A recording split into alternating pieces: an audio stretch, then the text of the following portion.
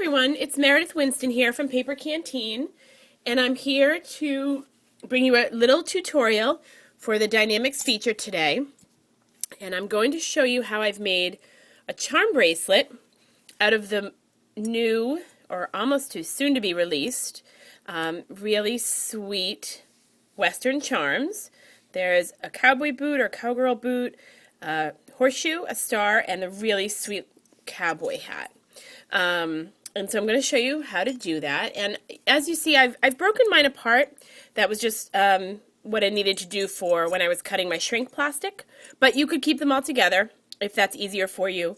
They are small, so they can get sort of lost in the shuffle. But I store mine in just a little basic zip top bag, which helps kind of keep everything organized. So I wanted to show you, I've already sort of played around a little bit to make sure that my concept was going to work before I forged on. And I'm going to show you some of the plain charms that I've shrunk without coloring. So as you can see, they're teeny tiny. And all I've used is shrink plastic. I buy mine at Michael's. I'm sure you can get them at any of the major craft stores. And it comes, the kind I bought, comes in an 8.5 by 11 sheet. I know it's kind of hard to see because it's so crystal clear. But as you can tell in this corner here, I've sort of roughed it up with just some basic sandpaper, nothing fancy. And what that does is it creates a nice surface for coloring or stamping. In my case today, it's just coloring. But you could easily stamp an image on here, color it in, and then shrink it, which is I've done before, and it works really well.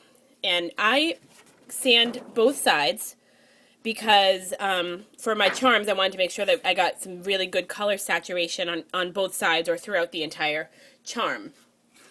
So let me show you, give you an idea of the size-wise, how it shrinks down. So I chose a color palette. This is going to be a charm bracelet. I might even do a necklace for my daughter, who's 7. And so I chose pinks, turquoise, sort of minty greens, and orangey yellows. And so here is the charm cut and colored, but not yet shrunk.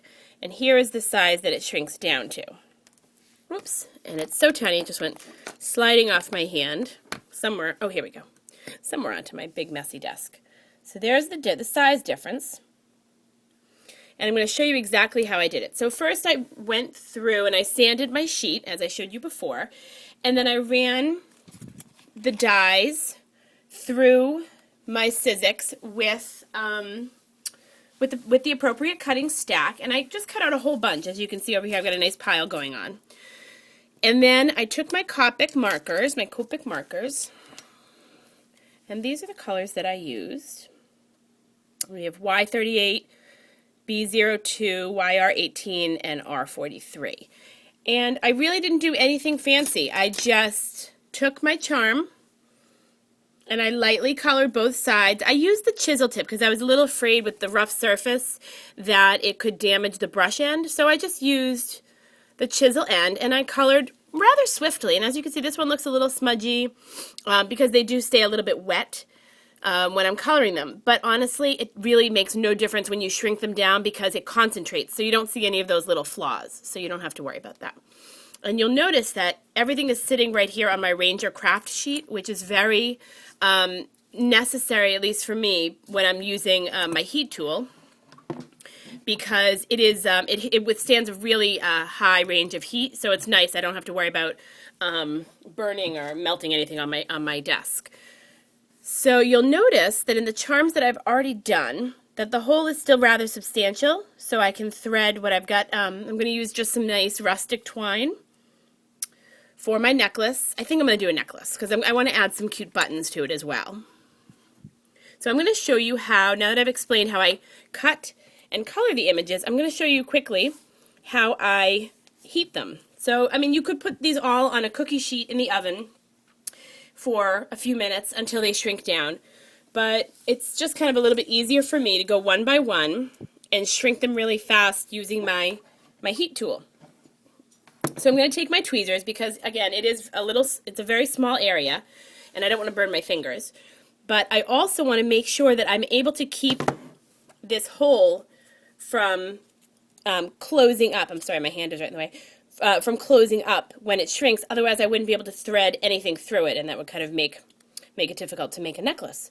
So I'm going to hold my charm with my tweezers like that, with the tweezer in the hole, so it keeps it open. And I'm going to turn my heat gun on, so it might get a little loud. But you'll notice how fast this plastic shrinks.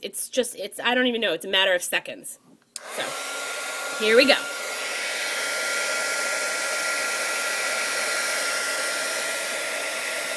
There it starts to shrink, and it gets all wobbly, but you don't have to worry about it. It will even itself back out. You can move it around a little bit, and it will flatten. And I wait until it's flat, and then I just kind of pick it up quickly, and I flip it over, and I just lightly zap the other side with some heat. So there. And see, there's my little cowgirl hat. It's hard to see. There we go. I can hold it by that. There we go. And I'll do it again. This time we'll use one of the blue boots. Now see, excuse me, see how faint the color is on that. It's a substantially dark color marker, but it comes out really light on the clear shrink plastic. But when we heat it, the color really starts to concentrate, which is lovely. And other side, done. And it's still a little bit malleable when it comes right off the tweezer. So there's my boot. And I'm just going to keep going through, and I'll do one more with you. Let's see. Let's do a star. We'll do an orange star.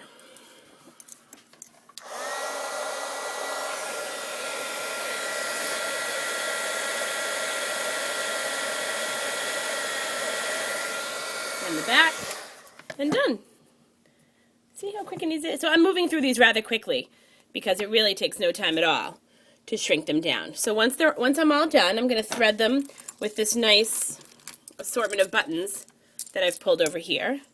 And I will show the finished product in some photographs on the blog. So thank you so much for being here with me today. I hope you've enjoyed my Die-namics feature for the Western Charms Die-namics.